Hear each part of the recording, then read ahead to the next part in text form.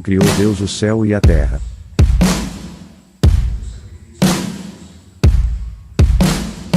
No princípio era o Verbo, e o Verbo estava com Deus, e o Verbo era Deus. Ele estava no princípio com Deus. Todas as coisas foram feitas por ele, e sem ele nada do que foi feito se fez. Proclamamos a vocês aquele que existia desde o princípio, aquele que ouvimos e vimos com nossos próprios olhos e tocamos com nossas próprias mãos. Ele é a palavra da vida. Deus é luz. Andem na luz. Guardem os mandamentos. Vivam o sacrifício de Jesus.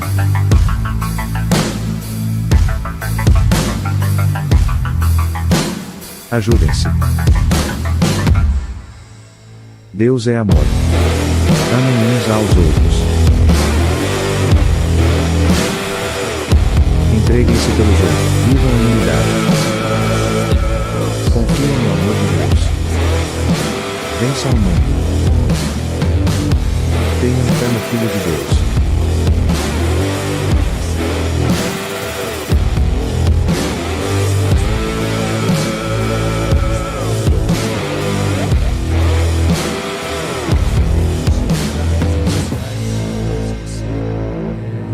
Puder, lá no Facebook, também no Instagram, dê um okzinho lá, um joinha, curte e compartilhe também, para que outras pessoas possam ver e saber que nesta igreja nós pregamos a palavra de Deus de uma forma expositiva, porque entendemos que a pregação expositiva das Escrituras é o melhor caminho para um crescimento espiritual saudável. Quando você abre a Bíblia, eu já vi muito isso, e o pregador lê um texto e ele não lê ele não prega em cima daquele texto, ele vai para várias outras partes, e aquele texto que ele leu no início fica perdido. Então a gente prega a Bíblia de uma maneira em que todos venham a entender e todos também possam crescer no conhecimento da palavra, no conhecimento de Deus, e consequentemente a gente vai produzir frutos e vai também poder anunciar as Escrituras para outras pessoas conforme ela é, de fato e de verdade. Amém?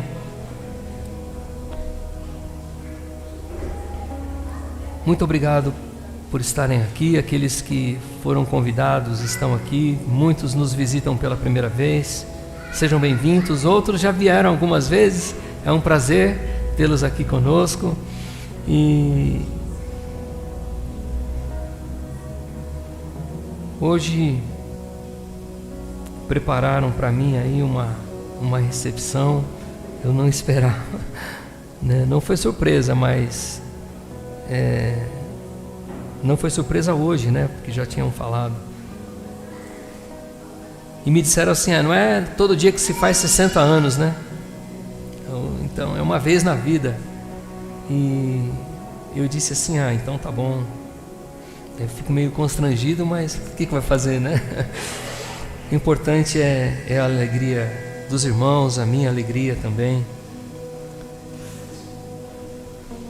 Vamos dar prosseguimento. Vamos dar prosseguimento à série que nós iniciamos na semana passada. O título da mensagem é Andando na Luz. Andando na Luz. João, o autor das 3 cartas que a gente encontra no Novo Testamento, um pouquinho antes de Apocalipse, João, nós sabemos, andou com Jesus, esteve assentado aos pés do Senhor, aprendendo com o Mestre. João ouviu as palavras sublimes, únicas e eternas do nosso Senhor. E durante aproximadamente 3 anos ele esteve ali. Mas João também viu o Cristo ressuscitado. João viu grandes e maravilhosas obras que o Senhor realizou. E a partir do momento em que o Senhor é levado aos céus, ele volta para a sua glória, para o seu trono celestial. A partir de então, João passa todo o restante da sua vida anunciando o Evangelho e defendendo a sua fé, fazendo novos discípulos por onde quer que ele andasse.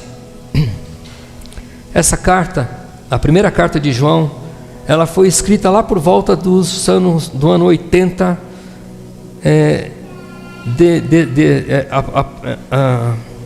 após Cristo, né? Depois de Cristo. E nesse período havia diversas crenças no mundo romano, no mundo daquela época. Entre elas, o gnosticismo. Nós falamos um pouquinho sobre isso na semana passada. O gnosticismo é uma filosofia misturada com uma religião que traz conceitos onde a nossa carne pode fazer o que quiser, porque ela não vai afetar o nosso espírito, né? E, portanto, a pessoa que segue essa filosofia, e ela existe até os dias de hoje, com algumas alterações, ela pode fazer o que bem entender com a sua carne, com o seu corpo, porque o seu espírito continua intacto. E não é isso exatamente que o nosso Senhor trouxe e pregou e deixou para os cristãos. E naquela época muitas pessoas estavam abraçando a fé no Senhor Jesus. Eram irmãos que estavam chegando com hábitos, com um conjunto de crenças que eram contrários à fé e com pensamentos religiosos que conflitavam com aquilo que o Senhor Jesus havia ensinado. Queridos, no Novo Testamento, nós descobrimos que a caminhada, que a nossa, a partir do momento que a gente recebe Jesus, a nossa vida cristã é como uma caminhada. A gente começa a andar por esse caminho que é Cristo, e nessa caminhada a gente vai deixando coisas para trás e vai recebendo novas coisas boas, novas situações, novos hábitos, novas formas de pensar. E essa caminhada, nela nós crescemos no sentido de nos parecermos mais com o Senhor Jesus. Nessa caminhada nós abraçamos a salvação no Senhor, mas a salvação não é o fim da vida espiritual, é apenas o começo. Caminhar implica em progredir, em avançar, em desenvolver, em crescer. Se isso não tem acontecido com alguém aqui, reflita bastante nesta manhã, porque nessa caminhada nós precisamos desenvolver essa fé, crescer, não apenas pessoalmente, mas fazer com que outros também venham a crescer, venham a conhecer aquilo de mais maravilhoso que nós um dia conhecemos. Abra sua Bíblia na primeira carta de João, por favor. Se você não trouxe a sua Bíblia e a tem no um aplicativo no seu celular, aproveite e desligue aí, coloque no modo avião, né? Para você não ficar toda hora olhando as notificações e a sua atenção se desvie.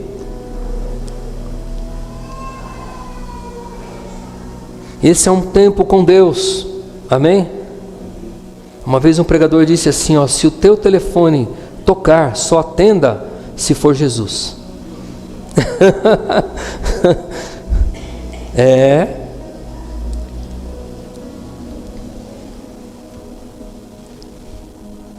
Aí significa que a gente já está indo embora, né?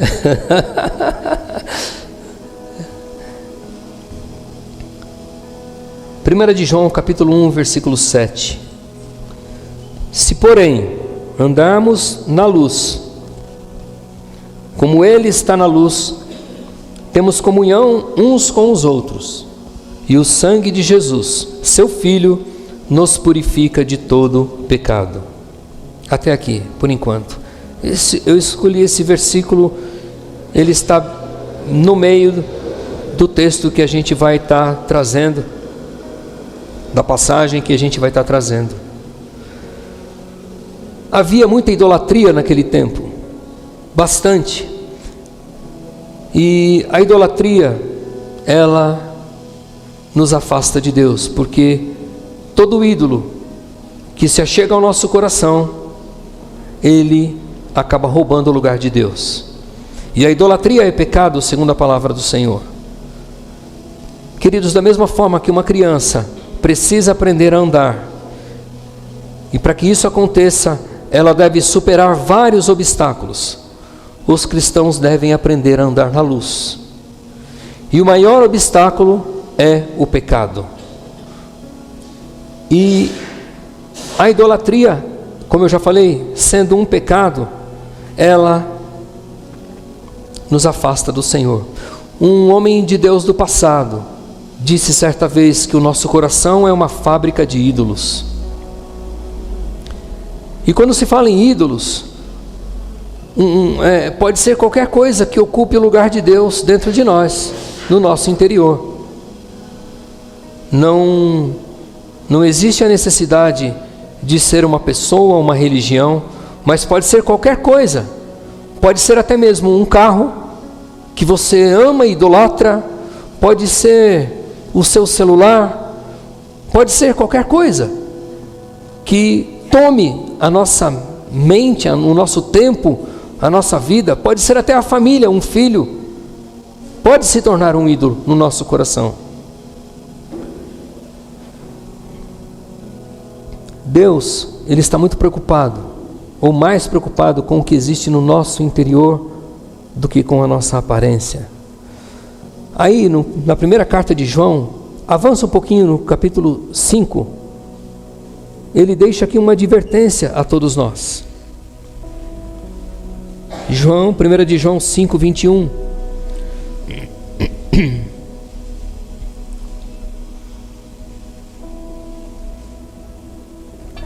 1 de João 5, 21 diz assim: filhinhos, guardem-se dos ídolos, fiquem longe de qualquer coisa que possa tomar o lugar de Deus em seus corações. Aqui seria a Bíblia Viva. E numa outra versão diz: cuidado com os falsos deuses. Eu li 3 versões aqui: a NVI, a Bíblia Viva e a linguagem de hoje. São palavras diferentes, mas que dizem a mesma coisa. Cuidado com a idolatria. Vamos fechar os nossos olhos. Vamos orar. Amado Pai, queremos te agradecer, te louvar e te glorificar pela oportunidade de ouvirmos a sua palavra, a sua mensagem. Que eu diminua e que o Senhor Jesus cresça e seja glorificado. Ó Deus, que as palavras dos meus lábios e o meditar do meu coração sejam agradáveis a Ti, Senhor Deus e meu Rei. Que o Teu Santo Espírito tenha liberdade para nos conduzir ao entendimento, para também nos ajudar a guardar essa palavra, guardar no nosso coração, e que venhamos posteriormente a colocá-la em prática na nossa vida, e que tudo aconteça para a Tua glória, Senhor, em nome de Jesus. Eu quero repreender todo o mal, tudo aquilo que não procede de Deus neste lugar, tudo aquilo que é das trevas, que agora seja repreendido e seja expulso deste lugar em nome de Jesus. Somente a presença do Deus Altíssimo, pelo Santo Espírito de Deus, é o que nós queremos aqui. E somente Cristo seja glorificado. Assim, no nome dele nós oramos. Amém. Amém. Através desta reflexão, vamos ver alguns pontos específicos que podem nos ajudar nessa caminhada da fé. Mas eu já tenho 10, 15, 20 anos de caminhada com o Senhor. Ou você está começando agora. A palavra de Deus se renova. A palavra de Deus é a mesma. A palavra de Deus não muda. Amém? A primeira questão, voltando lá na primeira, no capítulo 1, versículo 5. E nós vamos meditar aqui no versículo 5, 6 e 7. Não existe a possibilidade de encobrir o pecado. E por quê? O verso 5 responde: esta é a mensagem que dele ouvimos e transmitimos a vocês. 2 pontos. Deus é luz, a santidade, e não há treva alguma em Deus. Ele é luz. Aqui nós encontramos dois conceitos relacionados a Deus quando a gente lê que Deus é luz. Primeiro, que a luz, ela clareia, ela ilumina. Luz representa pureza. Luz representa tudo aquilo que revela, aquilo que é perfeito, aquilo que é justo. Deus é sempre bom e Ele está certo o tempo todo, amém? Deus não erra. Deus não se atrasa e nem se adianta. Deus é pontual. E Deus, sendo luz, Ele contrasta com as trevas, com o mal, com o erro, com aquilo que traz sofrimento, com aquilo que nos engana, com aquilo que omite, que esconde. Porque onde não há luz, há trevas, e onde há trevas, há escuridão, e onde há escuridão, Deus ali não se encontra. Mas a luz também, a luz também, ela, sendo Deus luz, Ele nos mostra que a sua natureza é reveladora. A luz, como eu já disse, ela dissipa toda a escuridão, mas ela também tem a função de determinar o que é certo e o que é errado. Se você coloca uma pessoa num quarto escuro, ela não vai saber que direção pegar. Ela não sabe a saída. Ela não sabe onde fica a janela, se esse quarto tem janela. Mas se você acende a luz, ela consegue encontrar onde está a porta e a janela, e até mesmo os móveis, para que quando ela começar a andar, ela não bata, não se machuque em algum móvel. A luz, ela tem essa função. A função também de mostrar que o Senhor, Ele é possuidor de toda a revelação. Não há nada que se esconda do Senhor. No livro de Provérbios está escrito assim: os olhos de Deus estão em todos os lugares, e não há como a gente se esconder dele. E neste texto ele diz inclusive que ele contempla, ele olha, ele observa tanto os bons como os maus. Deus sabe exatamente o que está agora se passando na sua mente e no seu coração, no seu interior. Se você está com a sua atenção voltada para essa mensagem, ou se a sua atenção está voltada para algo que ficou lá fora, Ele sabe. Ele sabe o motivo de você ter vindo aqui. Nós não temos como esconder nada de Deus, amém? Você e eu podemos esconder de alguém, ou das pessoas que a gente mais ama, né? Mas não tem como a gente esconder de Deus. A luz, ela também revela. É por isso que essa questão é importante.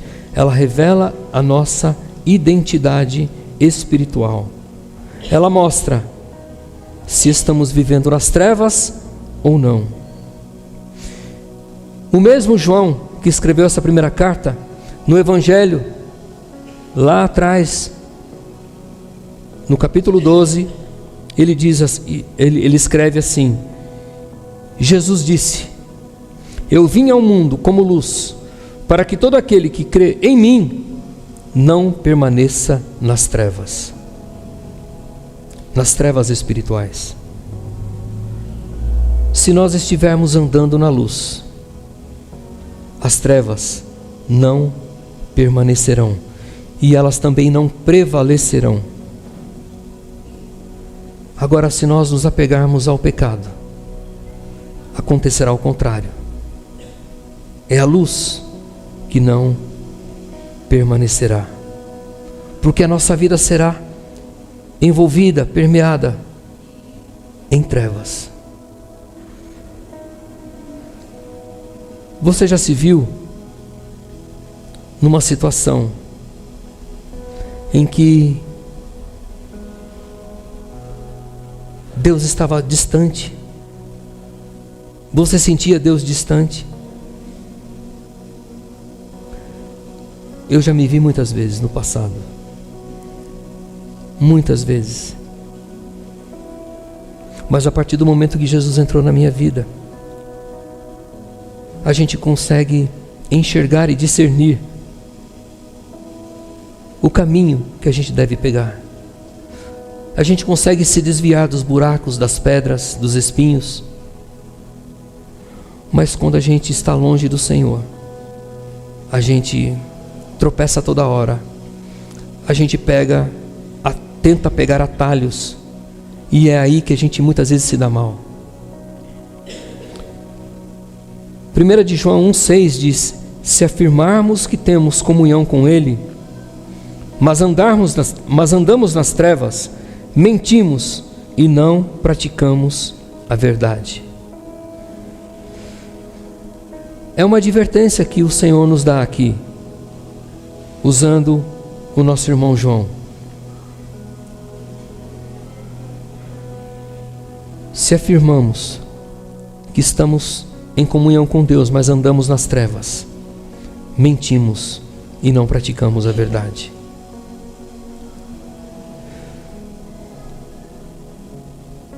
Há muitos caminhos que nós temos visto ultimamente.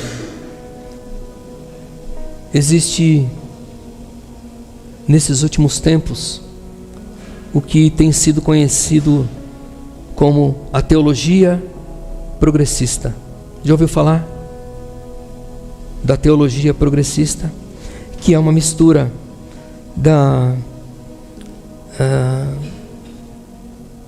do evangelho liberal com uma vida profana, e que se embasa na graça de Deus, mas uma graça onde você pode tudo, não há limites. E muitas vezes essa teologia defende que Deus é amor, e pelo fato dele ser amor, imagina, Deus não vai levar e nem conduzir ou condenar ninguém ao inferno. Inclusive há igrejas que aceitam todo tipo de pessoas, e a gente aceita aqui também todo tipo de pessoas, mas são igrejas que não falam do pecado, são igrejas que não advertem as pessoas acerca da mudança, acerca de que, como eu estou falando aqui, nós estamos caminhando numa caminhada onde há luz, onde o Senhor é essa luz, onde a palavra de Deus é essa luz, é uma luz que ilumina o nosso caminho. E quando essa luz ilumina, ela nos revela coisas que precisam ser retiradas de nós. Então, há denominações que defendem assim: fulano, deixa que Deus vai trabalhar na vida dele, né? Eu não preciso ficar pregando aqui sobre o que é luz e trevas. Ou que dizem assim: ah, Deus entende ele e sabe que ele é assim mesmo, ou ela é assim mesmo, e então não precisa mudar. Ou quando mudar, tá bem, mas e se não mudar? E se amanhã ou depois o Senhor vem e recolhe aquela pessoa? E ela não mudou, porque ninguém se aproximou, porque ninguém falou, porque ninguém ensinou, porque ninguém ajudou e caminhou junto, e estava ali o tempo todo tentando, insistindo, para que aquela pessoa não apenas fosse exortada e animada a fazer mudanças, mas também que ela pudesse prestar contas, né? Amém? Porque o discipulado é isso, e discipular, andar junto e ajudar, como Jesus fez com os 12, é também prestar contas. Eu lembro muito bem do início dessa fase que Deus me deu o privilégio nessa caminhada de conhecer o discipulado bíblico. Eu já era pastor e eu comecei a participar de um grupo de pastores, e cada um com a sua esposa, e ali nós éramos confrontados no sentido do bem, da gente querer da gente melhorar. Confrontados em que sentido? Por exemplo, no casamento a gente era cobrado. Luiz, esse pastor, ele mostrava o dedo para mim, assim, não no meu olho, né? Mas Luiz, quando foi que você saiu com a sua esposa, os dois sozinhos? Porque o pastor se envolve tanto na obra, ele se doa tanto, que ele não tem tempo. Ele acaba não encontrando tempo para a família e principalmente para a esposa. Então a gente era confrontado. Quantas vezes ele, do nada assim, às vezes em algum visitante, né, algum pastor levava um outro amigo pastor, e ele do nada olhava para aquele pastor e falava assim: amigo pastor, você é dizimista e ofertante na obra de Deus? Você oferta para a obra missionária? E ele falava olhando nos olhos da gente. E naquele momento, se você desse uma vaciladinha, né, parasse para pensar, olhasse do lado, pronto, você já estava se entregando. E claro, você não ia mentir ali, né? Até porque o Senhor, como eu já disse, Ele olha e sabe tudo. Isso é prestar contas, né? Você tem lido a Bíblia, pastor? Porque o pastor, muitas vezes, ele tem um costume só de pegar na Bíblia quando ele vai preparar uma mensagem, porque aí ele estuda e tal. Mas e no dia a dia? Você tem lido a Bíblia? Isso é importante, porque na caminhada a gente precisa fazer ajustes, a gente precisa crescer. Se isso vale para mim, vale para todos. Amém? Para todos nós. Então, não tem como a gente não olhar para aquele que está chegando, aquele que passa pelas águas do batismo, aquele que abraça Cristo, aquele que entende a mensagem da salvação, e ele continuar do mesmo jeito. Jesus disse: vinde a mim como você está. Amém? Venham a mim todos vocês que estão cansados, sobrecarregados, né, e eu vos aliviarei. Mas ele não deixa a mensagem: permaneça como estás. Venha como você está, mas não permaneça como você está.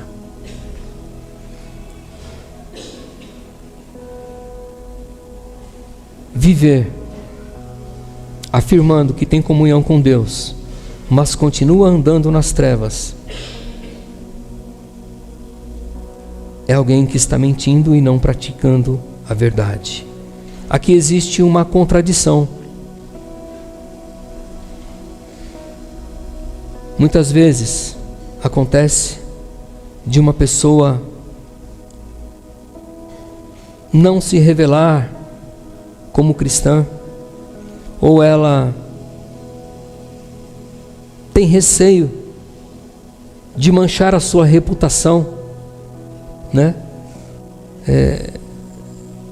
Imagina, vão saber aqui que eu sou crente,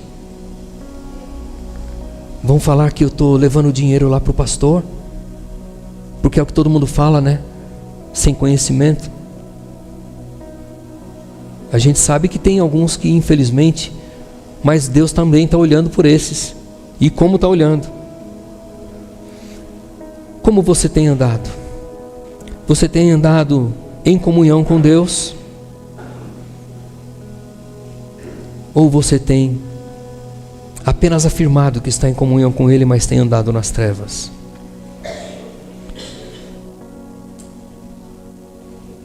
Você que é jovem, eu sei que há alguns jovens aqui e que ainda não se casaram,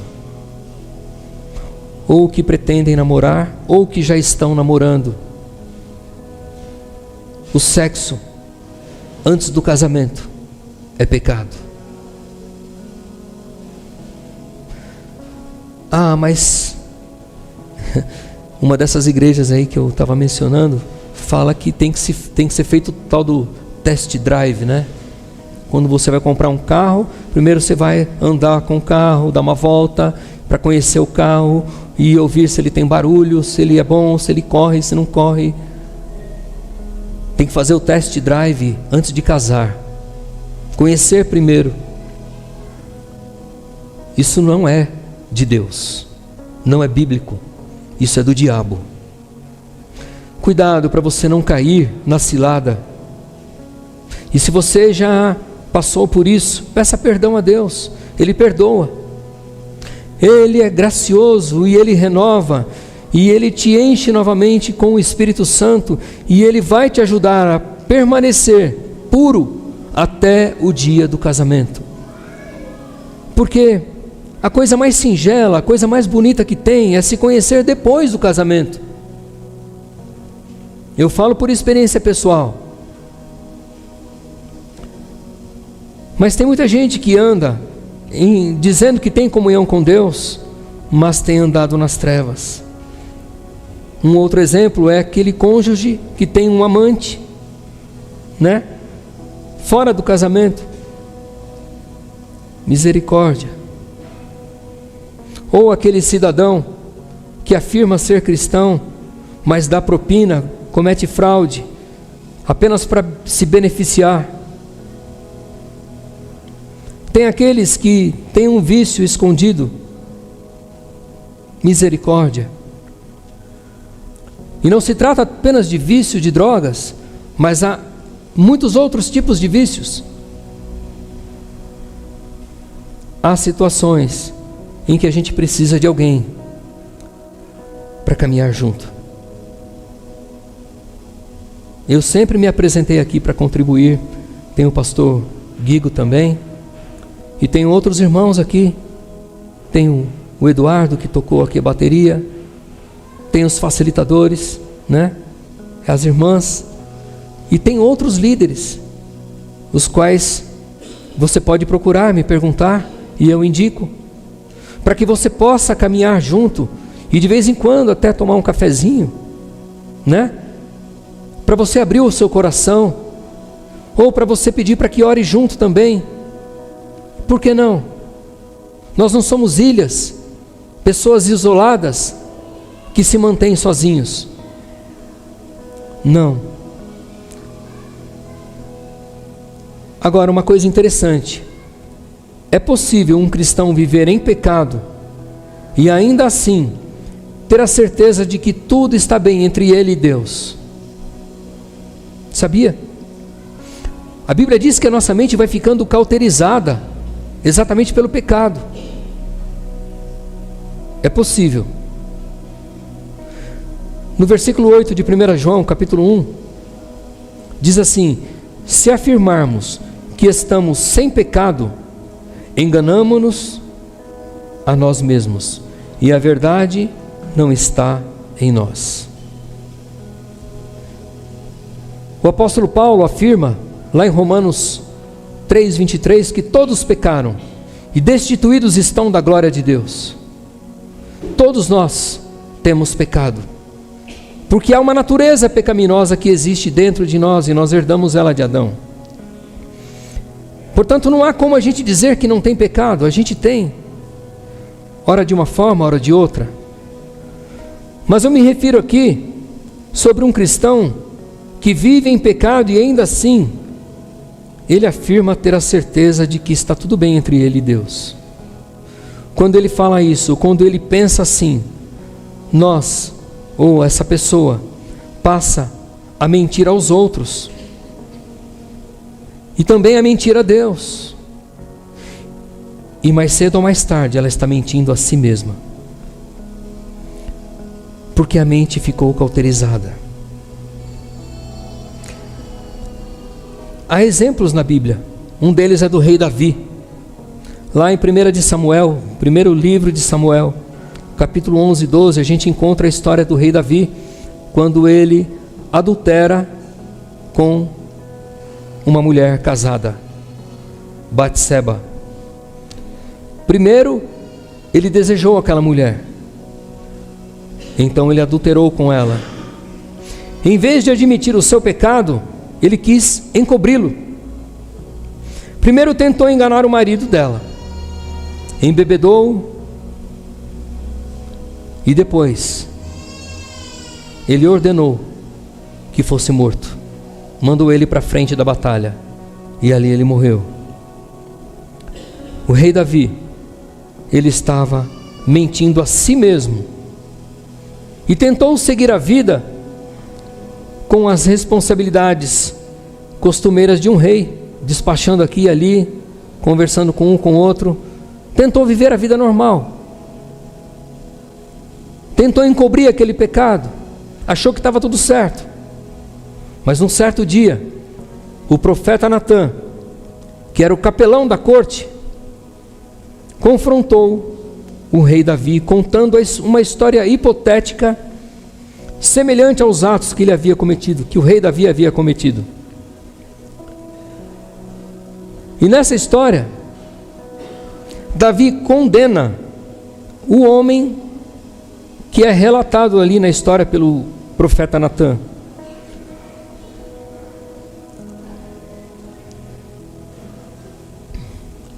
Ele condena, apesar de ele próprio não se sentir condenado. Olha que coisa. Ele condenou o homem da história, mas ele mesmo tinha feito a mesma coisa, e ele não se sentia condenado. Quando nós passamos a mentir aos outros, logo passamos a crer nas nossas próprias mentiras. É ou não é? Quando a gente começa a mentir para os outros, a gente começa a crer nas nossas próprias mentiras. Para você justificar uma mentira, você precisa criar outra. Para você justificar essa segunda mentira, você precisa criar uma terceira, e depois uma quarta, e depois uma quinta. E a sua vida, ou a vida dessa pessoa, acaba se tornando uma mentira. A própria vida uma mentira. Porque tudo que ela fala, tudo que ela faz, tudo que ela diz, ou pensa, ou a maneira como ela age, é tudo baseado naquilo que talvez nunca existiu. Uma pessoa assim, ela vai declinando espiritualmente, e a coisa vai se avolumando, vai ficando cada vez pior. Ela se esquece que ela está em todo o tempo mentindo para o próprio Deus, porque a mente fica cauterizada. O versículo 10 desse texto diz: se afirmarmos que não temos cometido pecado, fazemos de Deus um mentiroso, e a sua palavra não está em nós. Amém? Eu lembro que quando eu fazia seminário, há muito tempo atrás, acho que muitos aqui nem eram nascidos ainda, lá no ano de 95, do século passado, faz pouquinho tempo, né? O professor, que era pastor, ele entrou na sala de aula, e ele começou a falar sobre o pecado, né? A doutrina do pecado, que é chamada de amartiologia, né? Não é isso? É? Amartiologia. Ele perguntou, a aula era à noite, né? Alguém aqui, hoje, não cometeu nenhum pecado? Tinha um irmãozinho lá no fundo, que levantou a mão. Eu, professor! Ele olhou bem e falou assim: Ih, irmão, você acabou de pecar então. Você acabou de pecar, porque você se vangloriou. O seu ego, né? E é assim que funciona. Se afirmarmos que não temos cometido pecado, fazemos de Deus um mentiroso e a sua palavra não está em nós. Ao nos tornarmos mentirosos, conscientes ou não, transformamos também Deus num mentiroso, segundo o nosso conceito, segundo a nossa atitude.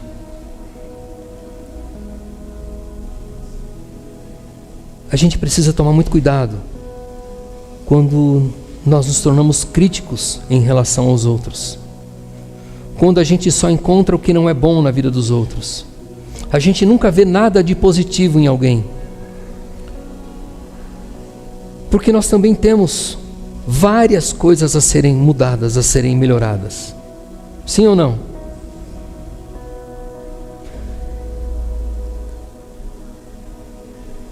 Precisamos estar atentos. Às vezes nós resistimos aos nossos erros, né? Resistimos e passamos um pano, como se fala na gíria, para aquilo que a gente faz de errado, ou aquilo que a gente ainda não mudou, não melhorou. Mas quando se diz, ou quando se trata do outro, aí a gente, né? Agora, diante de tudo isso, diante dessa vida, ou dessa natureza que a gente tem, e que é uma briga, é uma luta, a carne contra o espírito, a questão da luz contra as trevas, essa guerra contínua, Deus trouxe uma solução. Ele mostra que há uma saída para esse problema. 1 de João 1,7. Vamos ler o verso 7 e o 9. Se porém andamos na luz, como Ele está na luz, temos comunhão uns com os outros, e o sangue de Jesus, seu Filho, nos purifica de todo pecado. Se confessarmos os nossos pecados, Ele é fiel e justo para perdoar os nossos pecados e nos purificar de toda injustiça. Aleluia! Essa é a solução, essa é a saída. Jesus veio, Ele se entregou, Ele deu a sua vida, Ele morreu na cruz, derramou o seu sangue precioso, para que nós pudéssemos pela fé reconhecer esse sacrifício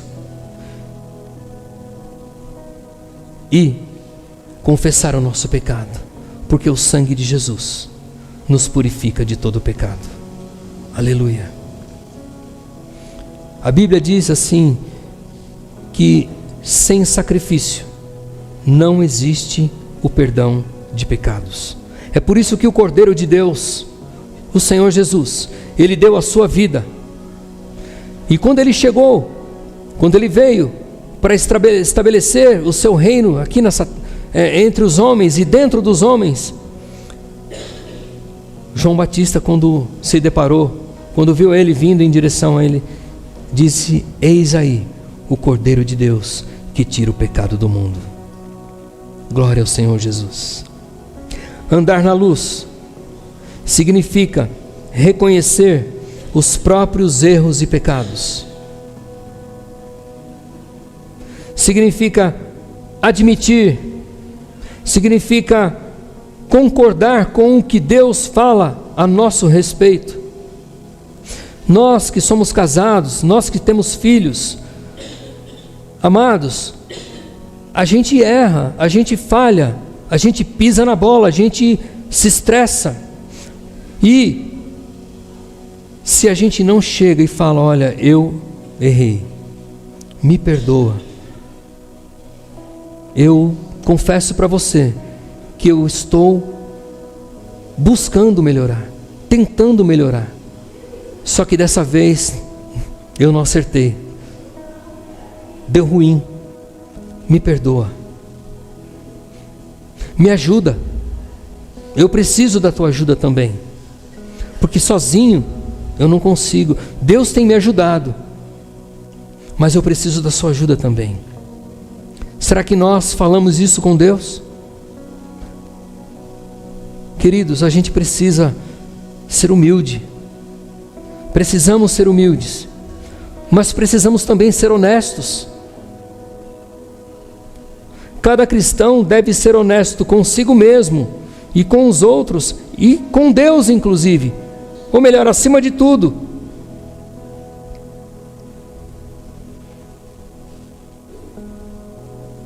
Há momentos em que a gente ouve, e eu aprendi isso lá no começo da minha caminhada de fé.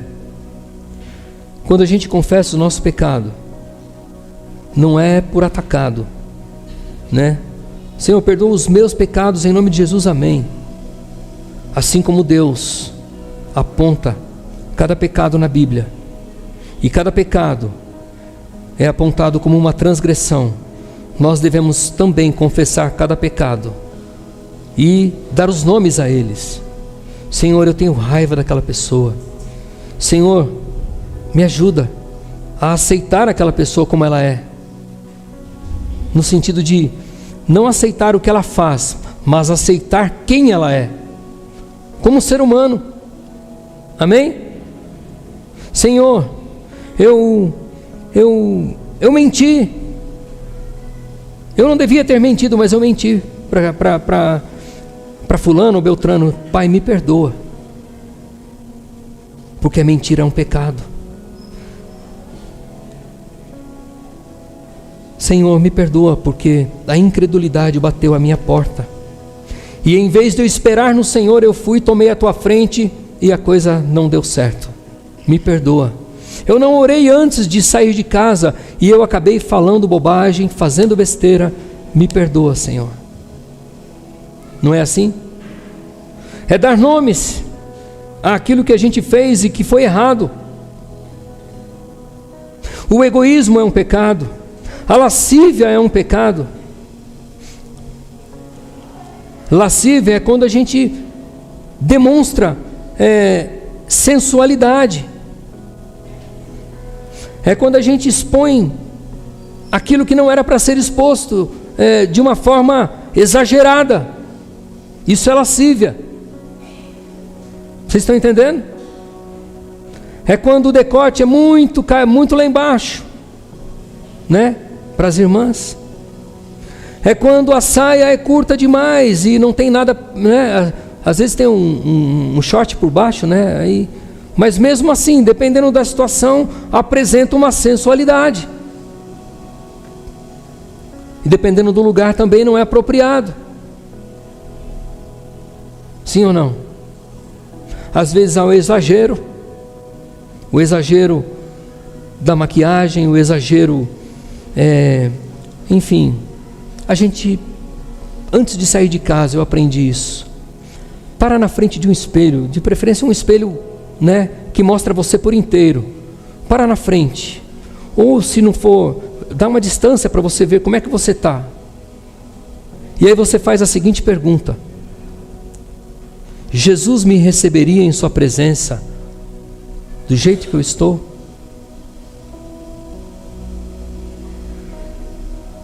Porque muitas vezes a gente se veste muito bem para ir numa audiência. Você já viu? Você pode ir de qualquer jeito numa audiência onde você vai se encontrar na frente de um juiz. Você não vai de qualquer jeito, né? É importante a gente pensar nisso. Eu não estou colocando regras aqui, né? Não é isso. Então quer dizer que eu não posso, por exemplo, vir de bermuda, né, num dia de calor, tal. Fica à vontade, né? Então eu não posso ir de chinelo. Tem pessoas que não têm outro calçado, né? Não é? Amém? A gente não pode também entrar pelo lado do radicalismo.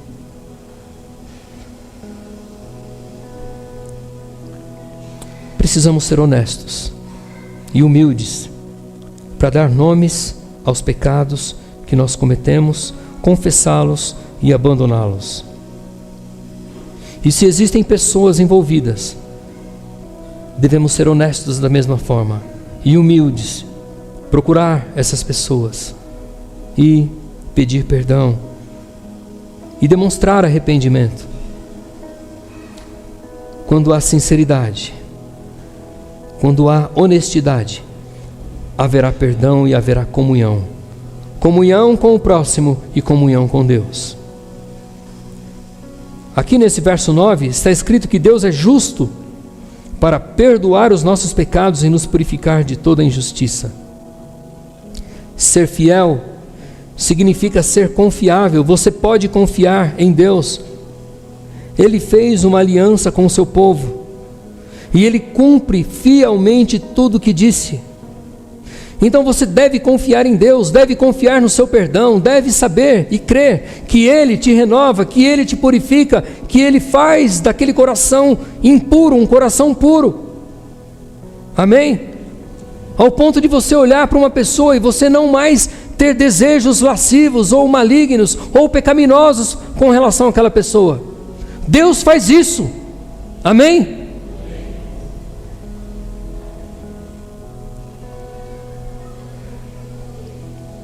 Além de Deus ser fiel, Ele é também justo. E aqui há uma ligação com a sua morte, a morte de Cristo, pelos nossos pecados.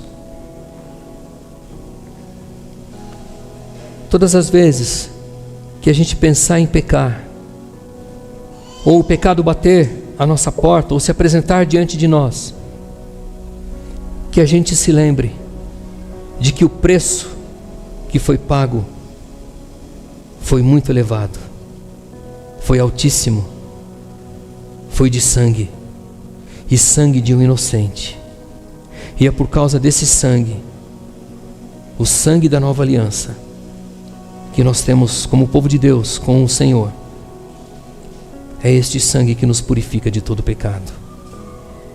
Mas não é porque nós temos a cobertura desse sangue, nós temos a graça desse sangue que nos purifica, que nos limpa, e que foi derramado por nós, que iremos viver de qualquer jeito, ou iremos pecar à vontade. Eu vou pecar, eu vou fazer aquilo que eu quero, porque o Senhor vai me perdoar mesmo. Então, né? A graça de Cristo é abundante, a graça de Cristo me assiste o tempo todo. Então, não é assim, não pode ser assim. Nós não podemos fazer de Deus um garçom, ou fazer do sacrifício de Cristo algo banal, sem valor. Amém?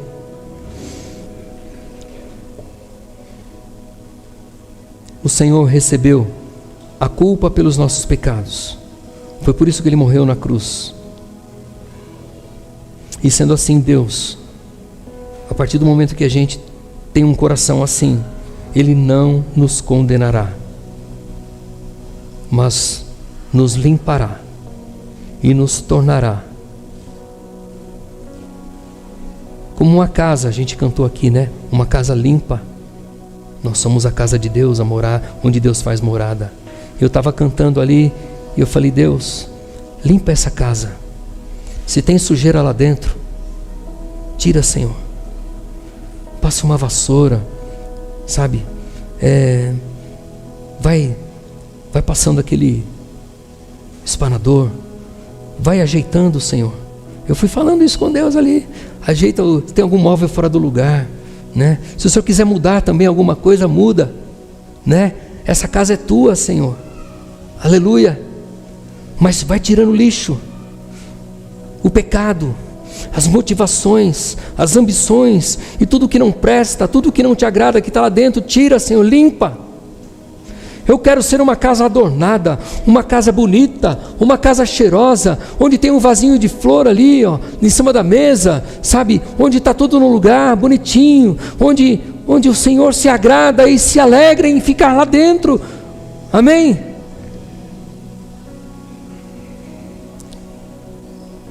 Talvez seja por isso que o próprio Davi, no Salmo 51:10, ele diz: cria em mim, ó Deus, um coração puro, e renova dentro de mim um espírito inabalável. O rei Davi, como nós vimos, ele cometeu um erro de tentar esconder o seu pecado em vez de confessá-lo diante de Deus. Estudiosos dizem que foi durante quase 1 ano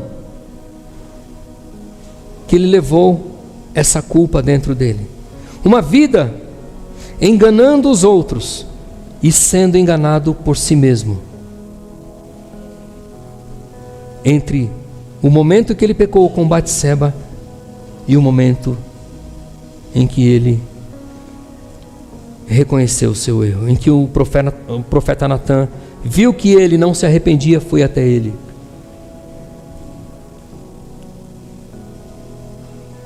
O rei Davi cometeu o erro de tentar esconder o seu pecado, em vez de condená-lo. E quando ele confessa, quando ele se arrepende, ele compôs o Salmo 32. O Salmo 32, do versículo 1 até o 6, se você quiser acompanhar comigo, é muito bonito. Diz assim: como é feliz aquele que tem em sua...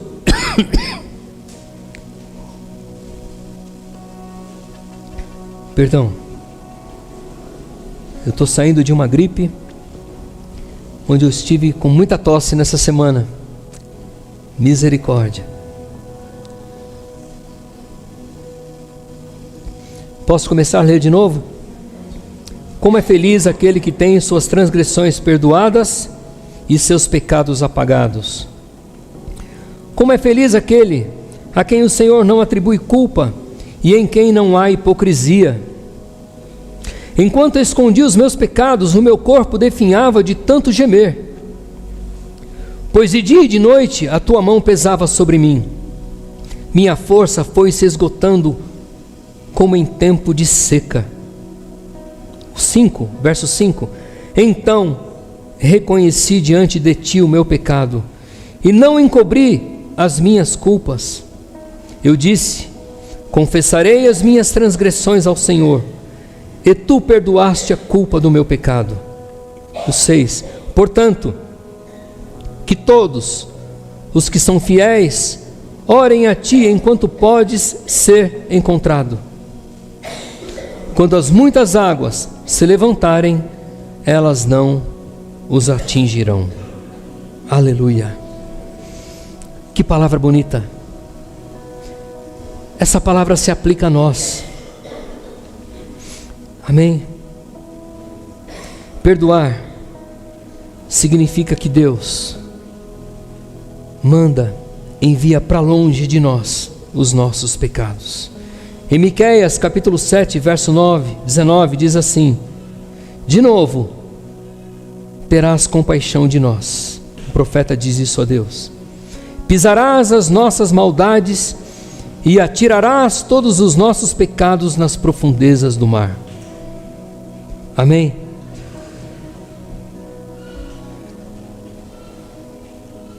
Há lugares nos oceanos em que a profundidade atinge quilômetros, de tão profundo que é. Imagina você jogar algo, um objeto, num lugar desse, e sair dali e ir embora, e depois tentar voltar e tentar encontrar de novo. Você vai conseguir? É difícil. Assim Deus faz também com os nossos pecados. A Bíblia diz que deles Deus não se lembra mais. Não se lembra mais. Amém, amados? Falar sobre o pecado, talvez não são muitos que falam, porque não é tão simples. A gente tem que estar, não num estado perfeito, mas buscando, tentando, melhorando, fazendo o possível para estar vivendo aquilo que prega. Amém? Perfeito eu não sou, mas eu digo para os irmãos, eu luto todos os dias contra a minha carne. Eu brigo com o diabo todos os dias e as tentações que ele envia no meu caminho. Mas eu tenho um Senhor que está comigo, e é por isso que a gente consegue superar, é por isso que a gente consegue vencer. É o Espírito Santo que habita em nós, que nos ajuda a vencer a carne, que grita muitas vezes, querendo o pecado, querendo as facilidades, querendo, desejando aquilo que é agradável, aquilo que é enganoso, aquilo que é passageiro, mas que vai me levar para longe de Deus. Isso é todo dia, isso é toda hora, é todo instante. Amém? O diabo não vai buscar quem já é dele. Ele vai continuar fazendo as suas traquinagens, mas o alvo principal dele somos nós, aqueles que estão na presença do Senhor, porque ele não está feliz comigo nem com você. Ele não quer que a gente glorifique a Deus, o Criador. Ele é inimigo da luz, ele é inimigo do Senhor Todo-Poderoso, assim como o Senhor também é inimigo dele. Mas a Bíblia diz que em Cristo nós somos mais do que vencedores. A Bíblia diz que no Senhor Jesus nós alcançamos proezas. O que é uma proeza? É algo grandioso, é um grande feito, é uma vitória espetacular, é algo tremendo que muitas vezes a gente não consegue nem falar. Com Cristo nós alcançamos proezas.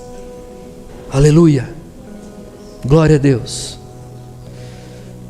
Se você está passando, ou tem passado, por tentações, por dificuldades, ou não tem conseguido vencer o pecado, o caminho, a saída foi proposta hoje. Seja honesto, seja humilde, dobre o seu joelho lá no seu quarto. Se for junto com o namorado ou a namorada, ali os dois juntos dobrem o joelho. Senhor, nos perdoe. Peça perdão de um para o outro. Senhor, perdoe. Senhor, eu quero viver em santidade. Senhor, eu quero viver uma vida que te agrada, que te glorifica. Senhor, eu quero provar da alegria de uma vida a dois, junto com ele ou ela, depois que nós nos unirmos, depois que a gente tiver selado esse nosso relacionamento através do matrimônio, através da bênção do Senhor que virá sobre nós. Amém? Amém, queridos? Se é um casal casado, seja o que for, seja humilde, seja honesto. Amém? O contrário de honestidade é mentira.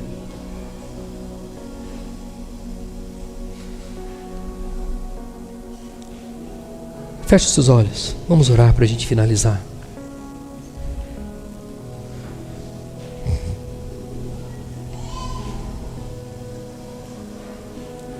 Santo Senhor,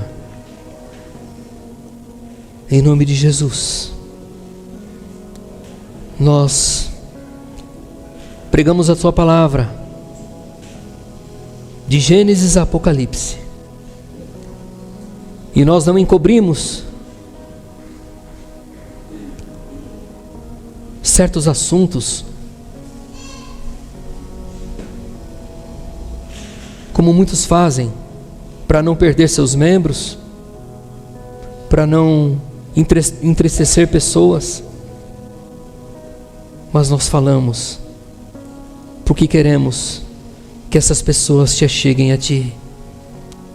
Queremos que eu, inclusive, tenhamos o nosso coração limpo, purificado.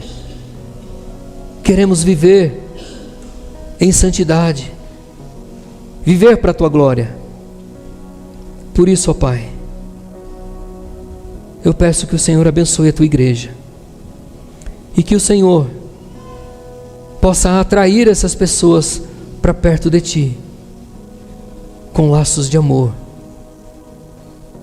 e que o Teu Espírito possa trabalhar nos corações de cada um, que Ele possa sempre estar nos lembrando de que podemos mentir a alguém ou esconder o nosso pecado de alguém, mas nós não podemos fazer essas coisas do Senhor.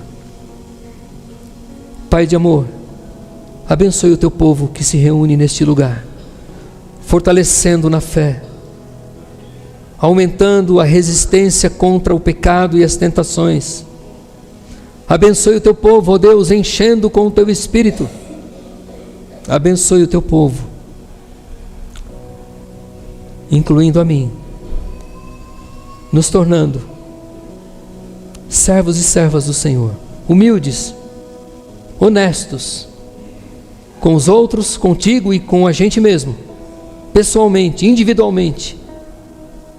Ajuda-nos, ó Deus, para que venhamos a experimentar as boas dádivas dos céus e venhamos também a compartilhar dessas dádivas com outras pessoas. Em nome de Jesus, nós oramos porque confiamos em Ti e porque nós Te amamos acima de tudo. Amém. Amém. Eu e você, nós não somos melhores um do que o outro. Somos iguais. Amém? Por isso, tenha compaixão daquele que está perto de você, porque a gente não é melhor do que o outro. Ande na luz todos os dias da sua vida nessa caminhada de fé, e as trevas não permanecerão ou não prevalecerão sobre a sua vida. Fale para a pessoa que está ao seu lado assim: não somos diferentes.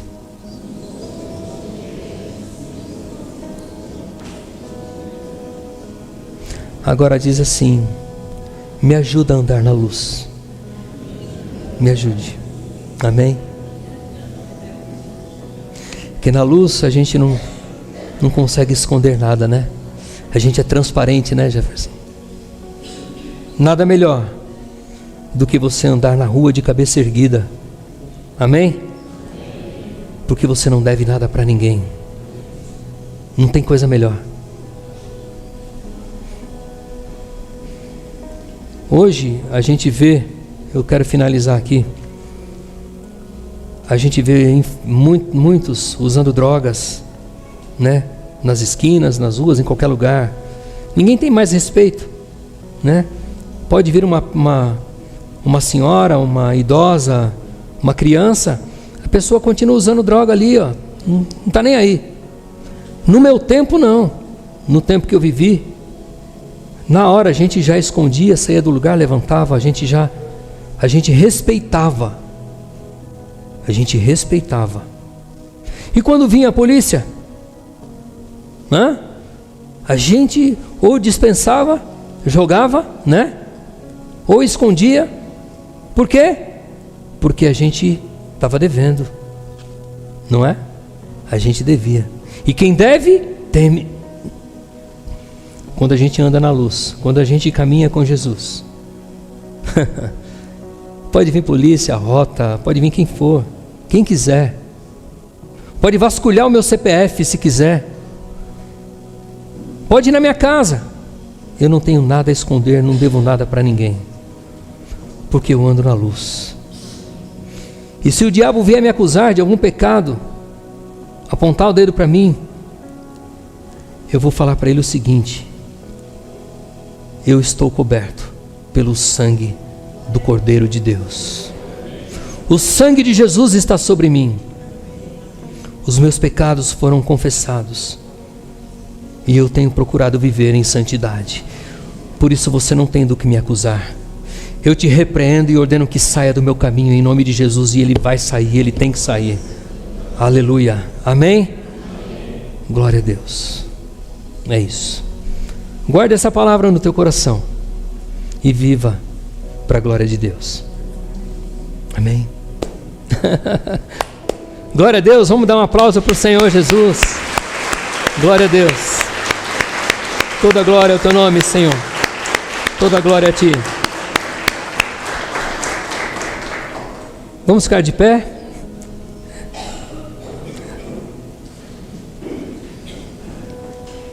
Coloque diante do Senhor a sua vida. Não sei como você chegou aqui, talvez precisando de um milagre. Talvez você precise de uma porta de emprego. Eu não sei como está a sua família, mas Deus sabe de tudo. Vamos orar. Eterno Pai, Santo Deus de amor, o Senhor está aqui no nosso meio, Pai, e nós te exaltamos, nós te bendizemos e glorificamos somente a Ti. O Senhor é a razão da nossa vida, ó Deus. O Senhor é tudo que nós precisamos para vivermos felizes nessa terra e também na eternidade. Por isso, Deus, se temos colocado alguma coisa no Teu lugar, dentro do nosso coração, nos perdoe.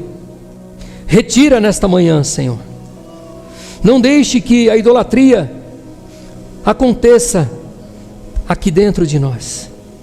Eterno Pai, em nome de Jesus, perdoe se nós temos falhado com alguém, sido grosseiros ou falhado no sentido de não dar a atenção ou o tempo que deveríamos. Perdoe, Senhor. Perdoe se não temos sido educados, se não temos, ó Deus, de alguma forma mostrado a luz do Senhor que está em nós para essa pessoa. Perdoa-nos, ó Deus. Eterno Pai, Santo Deus de amor, eu peço nesta manhã, junto com os meus irmãos, por aqueles que chegaram aqui e precisam de uma cura, de um milagre. Ó Deus, em nome de Jesus, toca, Senhor. Ó Deus, dê ordem. Faça como o Senhor quiser, mas traz cura, traz libertação, traz o alívio para o sofrimento, para a dor. Deus, restaura, tira a inquietação da alma, Senhor. Enche de paz, tira a preocupação, a ansiedade, o medo. Ó Deus, renova a alegria, a fé, a esperança. Se é alguém que está em casa e não pôde vir, Senhor, vai de encontro agora também e opera com grande poder. Promova um milagre naquela situação, naquela pessoa, naquela vida. Restaura, Senhor. Ó Deus, retira o mal. Senhor, dê ordens ao maligno para que ele saia, em nome de Jesus. Ó Deus, abra portas, portas de provisão, de alegria, de bons relacionamentos, portas as quais nós possamos pregar o Teu Evangelho, falar do Teu amor e da Tua salvação. Ó Deus, aqui nós estamos e queremos ser instrumentos da Tua justiça e da Tua graça para aqueles que ainda não conhecem. Usa-nos, ó Deus, conforme o Teu querer, no nome precioso de Jesus. Que o amor do nosso Deus Pai, a graça de Cristo e a boa e a doce comunhão com o Espírito Santo esteja com todos nós agora e para sempre. Amém. Amém? Glória a Deus. Amém, queridos?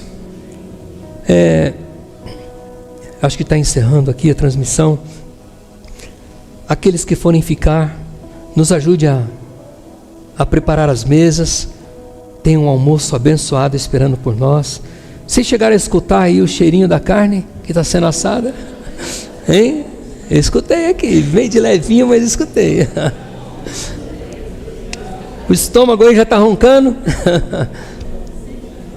Glória a Deus. Se talvez você diga assim: ah, pastor, mas eu não trouxe nada, né? Não tem problema, fique. Eu estou te convidando, fique.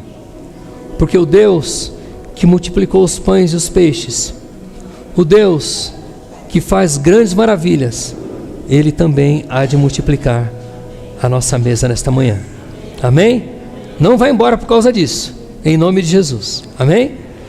Cumprimente o seu irmão, a pessoa que está perto de você, mas diga assim: olha, continue andando na luz, para a glória de Deus.